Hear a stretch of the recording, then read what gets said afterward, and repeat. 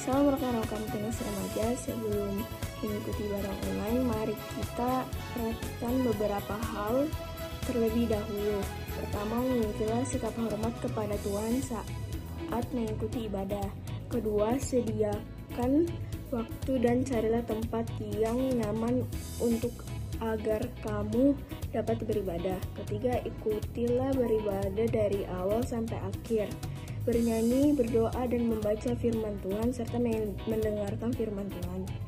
Selamat beribadah, Tuhan Yesus memberkati. Shalom semuanya, dalam kasih dan anugerah Tuhan, kita disatukan kembali di kesempatan yang indah ini untuk menaikkan sembah dan puji di hadapan hadirat-Nya.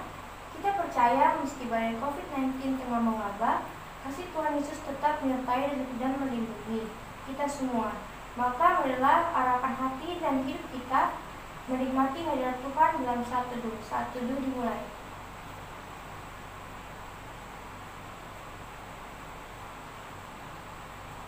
Saat teduh selesai. Marilah kita sembah Tuhan dengan pujian Bapa yang kekal.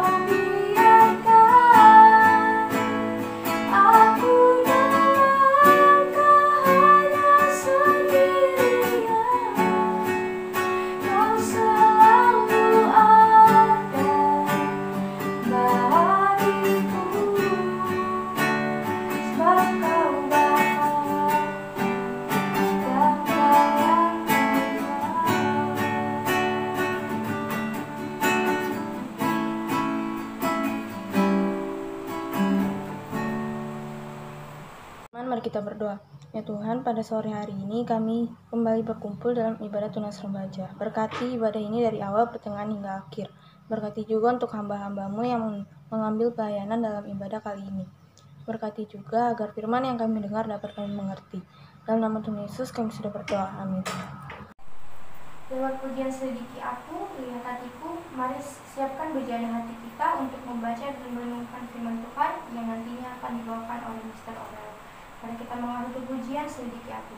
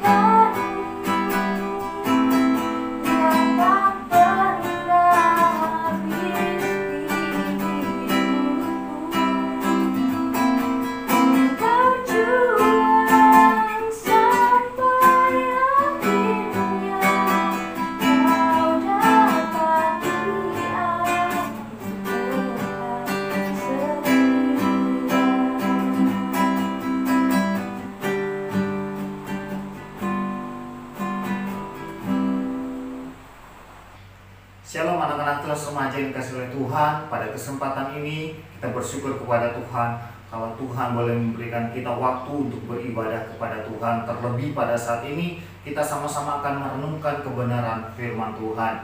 Mari sebelum mendengarkan kebenaran firman Tuhan, Mister Rory mengajak kita semua untuk berdoa. Kita berdoa. Bapa kami di surga, terima kasih buat kesempatan demi kesempatan yang Tuhan sudah berikan kepada kami sampai pada saat ini. Saat ini Tuhan, kami mau pergunakan kesempatan yang Tuhan berikan untuk kami datang beribadah kepada Tuhan, dan terlebih lagi kami merenungkan kebenaran firman Tuhan.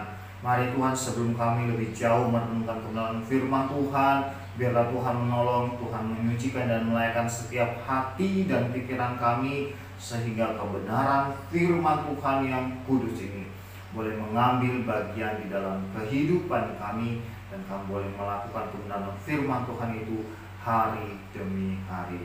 Terpujilah nama-Mu ya Tuhan, hamba-Mu yang menyampaikan kebenaran firman Tuhan, dan Tuhan yang menolong, Tuhan yang memampukan hamba-Mu, sehingga apa yang hamba-Mu sampaikan hanya sesuai dengan kehendak Tuhan saja. Terpujilah nama-Mu ya Tuhan, kami menyerahkan waktu ini ke dalam tangan pengasihan-Mu. Dalam nama Tuhan Yesus, Juru Selamat kami yang hidup, kami berdoa dan bersyukur. Amin. Mari kita membuka Alkitab kita dalam 1 Tesalonika pasalnya yang kelima ayat yang ke-18. Sekali lagi 1 Tesalonika 5 ayat 18. Firman Tuhan berbunyi, mengucap syukurlah dalam segala hal, sebab itulah yang dikehendaki Allah di dalam Kristus Yesus bagi kamu. Anak-anak tunas remaja yang dikasihi oleh Tuhan, mari kita gunakan kesempatan demi kesempatan yang Tuhan sudah berikan kepada kita untuk kita bisa bersama-sama merenungkan firman Tuhan pada saat ini. Nah, Mister Rory teringat pertama kali mendengar tentang virus corona yang awalnya biasa-biasa saja, ya sampai akhirnya dinyatakan sebagai suatu pandemi global Karena ini bukan cuma melanda kota Wuhan di Cina, tetapi juga melanda berbagai negara. Bahkan hampir seluruh negara dilanda oleh pandemi virus corona ini. Dan banyak sekali dampaknya dari segi perekonomian dan juga segi pendidikan. Kita semua terkena dampak dan imbasnya. Bisa orang ingat pertama kali Kalang Kudus Bone diumumkan libur, ya, banyak siswa dan orang tua akhirnya merasa senang sekali karena diliburkan, dan bertepatan juga pada saat itu kita sudah selesai mengadakan ulangan tengah semester atau penilaian tengah semester, ya. Namun setelah itu ternyata kita tidak libur selamanya, ya. Kita libur cuma sampai 1 minggu setelah ulangan tengah semester, dan kelanjutan dalam semester itu harus dilaksanakan proses pembelajaran, dan itu kita laksanakan dari rumah kita masing-masing, dan kita laksanakan itu secara online menggunakan HP dan juga laptop. Nah, dari situlah akhirnya muncul masalah satu persatu, ya, entah dari gurunya, entah dari orang tua, entah dari kalian sebagai murid.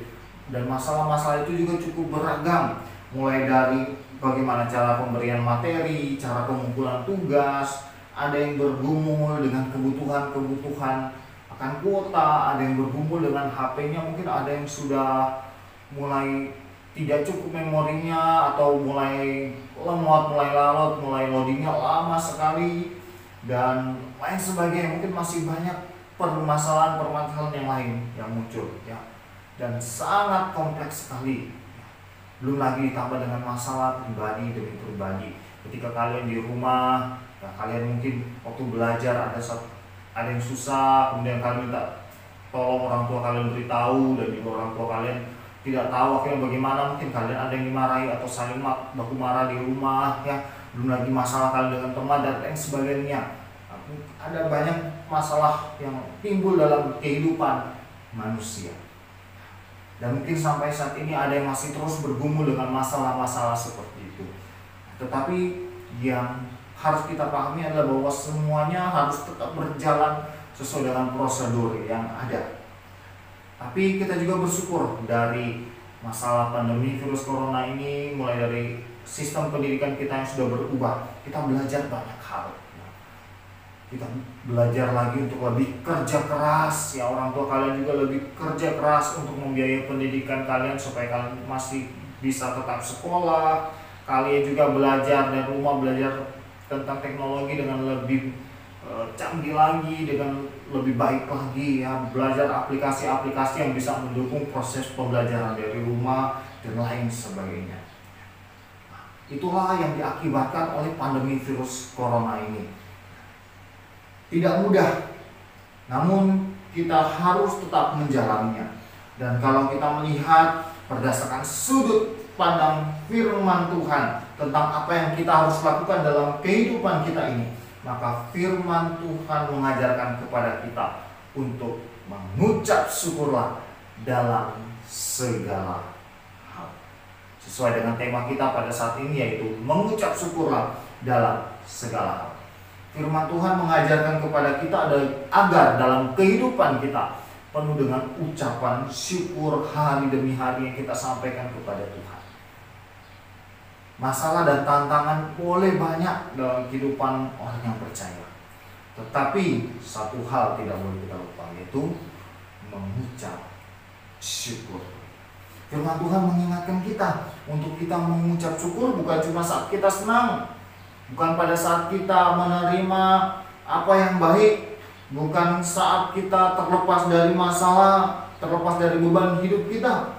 Kita diajarkan mengucap syukur dalam semua keadaan, entah itu baik, entah itu buruk.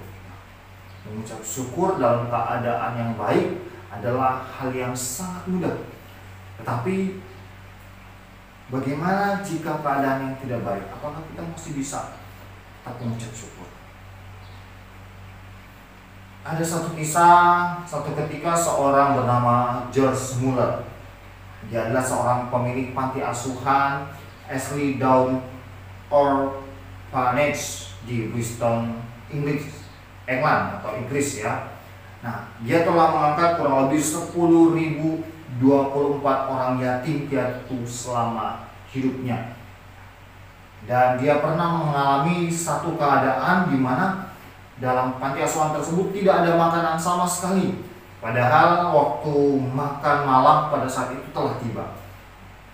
Lalu apa yang dia lakukan? Dia dan anak-anak asuhnya yang ada di sana mulai menata piring, sendok, garpu, gelas, dan semua peralatan makan di atas meja. Kemudian mulai minta kepada anak-anaknya untuk duduk di tempat masing-masing. Setelah mereka duduk tempat masing-masing, tiba-tiba seorang anak bertanya, "Gimana makanannya?" Kemudian Muller dengan yakin dia menjawab, "Pak, tunggu, sebentar lagi makanannya akan datang." Kemudian setelah dia berkata demikian, dia ajak anak-anak itu mulai berdoa, mengucap syukur, dan dia minta pertolongan daripada Tuhan, meminta berkat daripada Tuhannya. Sekalipun waktu itu makanannya belum ada, tapi mereka berdoa, mereka percaya Tuhan akan disediakan. Dan setelah amin apa yang terjadi? Tiba-tiba pintunya diketok. Pintu panti asuhan tersebut diketok. Dan ada seseorang yang pada saat itu membawa makanan yang jumlahnya cukup banyak. Dan apa yang terjadi? Akhirnya mereka semua bisa makan pada malam itu.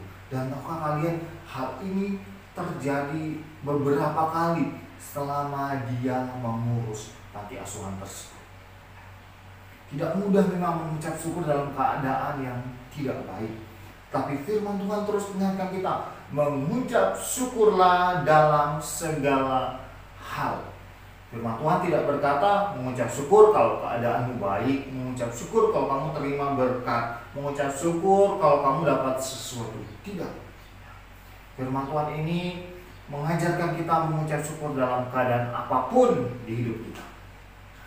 Rasul Paulus menasihatkan kepada jemaat yang ada di Tesalonika agar mereka tidak perlu memusingkan hal-hal yang terjadi dalam kehidupan mereka. Ya, salah satunya adalah tentang bagaimana mereka pada saat itu sedang pusing memikirkan bagaimana tentang kedatangan Tuhan, apa yang harus mereka lakukan dan lain sebagainya pada saat itu. Rasul Paulus bilang, jangan kalian pusingkan tentang hal-hal yang akan terjadi ke depannya nanti yang tidak pernah kita ketahui. Nah, kita tidak pernah tahu apa yang akan terjadi di depan kita nanti. Apa yang akan terjadi 1 jam lagi, 2 jam lagi, 10 jam lagi, 1 hari lagi ke depan, 2 hari ke depan, dan lain sebagainya. Kita tidak pernah tahu. Nah, oleh sebab itu Rasul Paulus mengingatkan kepada mereka agar mereka tetap hidup saja dengan tertib, hidup dengan saling mendukung, hidup dengan saling membantu satu dengan yang lainnya. Dan salah satu hal yang dia nasihatkan juga adalah mengucap syukurlah dalam segala hal. Segala sesuatu yang terjadi dalam kehidupan mereka harus mereka syukuri. Dan nasihat ini bukan cuma jadi nasihat bagi orang-orang yang ada di Tesalonika pada saat itu, tapi juga bagi kita, bagi Mr. Oral dan bagi kalian semua yang mendengarkan ini. Nasihat ini ditujukan kepada setiap kita orang yang percaya agar kita mengucap syukur dalam segala hal. Segala kesempatan yang Tuhan berikan kepada kita harus kita pakai dengan sebaik-baiknya sebagai tanda ucapan syukur kita di hadapan Tuhan. Dan kalau ditanya kenapa kita perlu mengucap syukur, firman Tuhan sudah jelas mengatakan, ya, karena itulah yang dikehendaki Allah. Artinya apa? Allah mau agar setiap kita orang yang percaya mengucap syukur kepada Tuhan. Mengucap syukur kepada Tuhan dalam sepanjang kehidupan kita, dalam keadaan apapun kita patut mengucap syukur. Dan pertanyaan selanjutnya yang dapat kita renungkan adalah apa saja hal-hal yang patut dan perlu kita syukuri dalam kehidupan kita. Hal-hal yang perlu kita syukuri dalam kehidupan kita sangat banyak sekali. Banyak sekali yang bisa kita syukuri dalam kehidupan kita. Tapi saat ini Mr. Orel akan berikan beberapa hal, akan mengingatkan tentang beberapa hal yang juga perlu kita syukuri dalam kehidupan kita. Yang pertama, yaitu bersyukur untuk nafas hidup yang Tuhan beri. Kita bersyukur kita masih dapat hidup, masih dapat menikmati udara, masih bisa menghirup oksigen dengan gratis di dunia ini. Ya, kita tidak perlu membayar. Kalau harus membayar, berapa harus kita bayar sebenarnya? Kalau Mr. Orel cek ya harga oksigen. Mr. Orel mendapati bahwa satu hari manusia itu menghirup oksigen kurang lebih 2.200 liter. 2.200 liter oksigen per hari yang kita hirup. Dan tahukah kalian harga 1 liter oksigen itu berapa? Harganya yaitu 25.000. Dan kalau dikali 25.000 dikali 2.200, hasilnya totalnya adalah 55 juta. Wah, bayangkan. Setiap hari kita menghirup oksigen seharga 55 juta. Bayangkan kalau Tuhan suruh kita bayar, itu mampu nggak? Oleh sebab itu kalau kita masih ada, kita masih bisa menikmati hari ini, kita masih bisa menikmati waktu demi waktu, ya, itu hanya karena kebaikan Tuhan. Dan apa? Itu harus kita syukuri dalam kehidupan kita setiap hari. Yang kedua, kita bersyukur untuk keluarga kita atau orang-orang terdekat dalam kehidupan kita. Bersyukur untuk mama, papa, bersyukur untuk kakek kita, nenek kita, bersyukur untuk om kita, tante kita, bersyukur untuk kakak, bersyukur untuk adik, atau bersyukur untuk hamba-hamba Tuhan yang ada, mentor-mentor yang ada dalam kehidupan kita. Ya. Kita bersyukur sebab kita percaya Tuhan punya rencana yang baik dalam kehidupan kita melalui mereka. Kita belajar bertanggung jawab dari mereka, kita mengenal bagaimana kita harus bersikap dari mereka, kita belajar bekerja dan lain sebagainya dari mereka. Dan kita juga bersyukur kalau ada orang-orang terdekat kita yang boleh menegur kita ketika kita salah. Itulah hal yang patut kita syukuri dalam kehidupan kita. Nah, yang ketiga, kita juga patut mengucap syukur atas segala pergumulan yang kita alami. Jadi bukan cuma waktu kita merasakan apa yang baik, tapi dalam pergumulan pun kita harus tetap mengucap syukur dalam segala hal. Mungkin kita saat ini tinggal di lingkungan orang-orang yang tidak percaya, dan mungkin kita ketika kita tinggal di lingkungan dengan orang yang tidak percaya, mungkin ada beberapa orang atau ada oknum-oknum tertentu yang mengucilkan kita, yang tidak menganggap kita dan lain sebagainya. Tetapi melalui hal itu kita akan diproses menjadi anak Tuhan yang hidupnya terasah, yang hidupnya akan terus bertumbuh dalam iman melalui hal-hal seperti itu. Yakobus 1 ayat 2-3 berkata demikian. Saudara-saudaraku, anggaplah sebagai suatu kebahagiaan apabila kamu jatuh ke dalam berbagai-bagai pencobaan. Sebab kamu tahu bahwa ujian terhadap imanmu itu menghasilkan ketekunan. Ketika kita dalam keadaan, dalam permasalahan, ya, iman kita terus diuji, iman kita akan terus bertumbuh. Dan kita harus belajar untuk terus tekun di dalam semuanya itu. Ya. Dan itu kalau Tuhan izinkan semua itu terjadi, kita patut mengucap syukur kepada Tuhan. Kemudian yang keempat, kita bersyukur untuk keselamatan yang Tuhan beri melalui Tuhan Yesus Kristus. Efesus 2 ayat 8-9 mengatakan, sebab karena kasih karunia kamu diselamatkan oleh iman. Itu bukan hasil usahamu, tetapi pemberian Allah. Itu bukan hasil pekerjaanmu. Jangan ada orang yang memegahkan. Dan ucapan syukur yang terbesar yang harus kita berikan adalah dalam hal keselamatan yang Tuhan sudah berikan kepada kita. Sebab untuk apa kita punya segala sesuatu, untuk apa kita memiliki semuanya dalam dunia ini, tetapi ujung-ujungnya kehidupan kita menuju kebinasaan. Tidak ada yang dapat kita balas kepada Tuhan. Ya, sebab kematian Tuhan Yesus di atas kayu salib telah membuat kita terbebas, terlepas dari hukuman dosa. Kita telah diselamatkan oleh Tuhan Yesus Kristus. Dan itulah patut kita mengucap syukur kepada Tuhan. Jadi kalau ditanya kita harus mengucap syukur dalam hal apa saja sih? Tadi Mr. Orel sebutkan. Inilah hal-hal yang patut kita syukuri dalam kehidupan kita. Dan masih banyak patut kita syukuri dalam kehidupan kita. Segala sesuatu yang terjadi dalam kehidupan kita, kalau kita mengerti bahwa kita harus hidup bagi Tuhan, kalau kita mengerti bahwa kita harus hidup untuk memuliakan Tuhan, maka kita pasti akan mengucap syukur dalam semua yang kita miliki dalam kehidupan kita. Tapi saat ini Mr. Orel cuma mengingatkan kepada kita untuk mengingat beberapa hal ini. Dan ini juga termasuk hal-hal yang penting dalam kehidupan kita yang sering kali kita lupakan seringkali kita abaikan. Mengucap syukur harus menjadi yang namanya gaya hidup orang yang percaya kepada Tuhan. Nah, kalian tahu bahwa ada satu kisah tentang seorang yang telah menciptakan himne atau lagu-lagu rohani sebanyak kurang lebih 8.000 lagu him atau lagu rohani sepanjang hidupnya. Ya, lagu-lagu ini seperti lagu yang biasa ada dalam buku KPPK atau juga lagu yang ada dalam Kidung Jemaat atau semacamnya. Ya. Ada seorang bernama Frances Jane Crosby atau yang lebih dikenal dengan Fanny Crosby. Ia mulai menulis himne pada usia 40 tahun dan ia hidup di dunia ini selama 95 tahun. Dan tidak jarang dalam satu hari dia bisa menghasilkan 8 himne.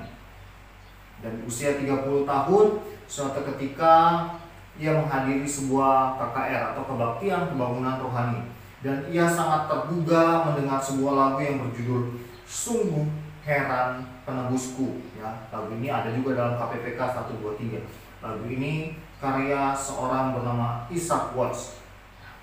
Setelah dia mengikuti KKR itu, dia menyerahkan dirinya dan ia semakin terinspirasi untuk menuliskan himne-himne dengan satu misi, yaitu untuk membawa orang datang kepada Tuhan, untuk membawa jiwa-jiwa kepada Kristus. Dan tahukah kalian, setelah itu di usianya yang ke-44 tahun, akhirnya ia bertemu dengan seorang penulis himne Kristen. Dia adalah William Bradbury. Dia sangat terkesan dengan bakat Fanny Crosby. Nah, dan tidak lama kemudian akhirnya Fanny Crosby menyepakati sebuah kontrak dengan penerbit untuk menyerahkan dalam 1 minggu menyerahkan 3 himnenya untuk dipublikasikan. Ya. Semua pencapaian ini terhitung sangat mengagumkan bagi penulis manapun. Ya. 8.000 himne itu adalah satu hal yang sangat mengesankan bagi setiap penulis himne. Tetapi tahukah kalian bahwa orang yang luar biasa ini yang telah menulis kurang lebih 8.000 himne, dia adalah seorang tunanetra atau orang yang buta. Pada waktu masih bayi berumur 6 minggu atau 1,5 bulan, ia menjadi buta secara permanen akibat perawatan yang keliru dari dokter yang kurang kompeten yang berada di daerahnya tersebut. Namun ia tidak sakit hati karena keadaannya seperti itu. Ia sangat mensyukuri kehidupannya. Suatu ketika ada seorang berkata kepada Fanny Crosby, dia mengatakan demikian, menurut saya sayang sekali Tuhan tidak memberikan kepadamu penglihatan, padahal Tuhan membanjirimu dengan banyak karunia. Kalau kalian ada di posisi Fanny Crosby, apa yang akan kalian katakan? Apa yang kalian rasakan ketika kalian dikatakan sayang sekali Tuhan tidak kasih kamu penglihatan padahal kamu punya karunia cukup banyak? Mungkin kita bisa marah, mungkin kita kecewa, atau kita merasa down serta perasaan-perasaan negatif lainnya. Tetapi tahukah kalian apa yang menjadi jawaban dari Fanny Crosby?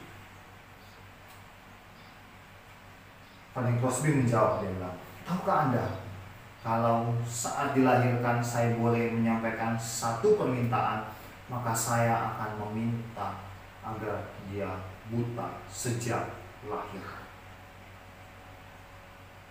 Lalu orang tersebut bertanya, kenapa demikian? Kenapa kamu minta buta sejak lahir? Dan Fanny Crosby menjawab, karena ketika sampai di surga nanti, betapa bahagianya mata saya, karena wajah pertama yang akan saya lihat adalah wajah juru selamat saya. Fanny Crosby bersyukur akan keadaannya meskipun secara fisik ya sepertinya tidak sempurna. Secara fisik dia buta, dia tunanetra, tetapi hatinya selalu tertuju kepada Tuhan dan dengan iman di dalam Tuhan Yesus. Dia bersyukur bahwa yang terpenting dalam kehidupannya bukan cuma soal penglihatannya. Yang terpenting dalam hidup manusia bukan hanya masalah-masalah dalam kehidupan kita yang perlu kita takutkan. Tetapi yang terpenting dalam kehidupan kita adalah bagaimana supaya kita diselamatkan. Karena keselamatan itu sudah dijanjikan kepadanya dan menjadi miliknya. Maka seperti apapun keadaannya, dia tetap mengucap syukur meskipun keadaannya dalam keadaan buta, meskipun keadaannya penuh dengan masalah. Tapi satu yang perlu kita ingat bahwa Tuhan memberikan keselamatan bagi kita. Tuhan menyediakan keselamatan bagi kita yang percaya kepadanya. Dan kalau kita mengingat hal itu, maka kita harus mengucap syukur. Kalau kita mengingat bahwa kita sudah diberikan keselamatan, maka patutlah kita mengucap syukur. Dan kita tidak perlu mengkhawatirkan permasalahan-permasalahan kita yang lainnya yang terjadi dalam kehidupan kita. Banyak masalah yang kita hadapi, tetapi satu hal yang kita perlu ingat, kita mengucap syukur selalu bahwa ada Tuhan yang sudah menyediakan keselamatan dalam kehidupan kita. Bagaimana kehidupan kalian? Apakah kita sudah mengucap syukur dalam segala hal?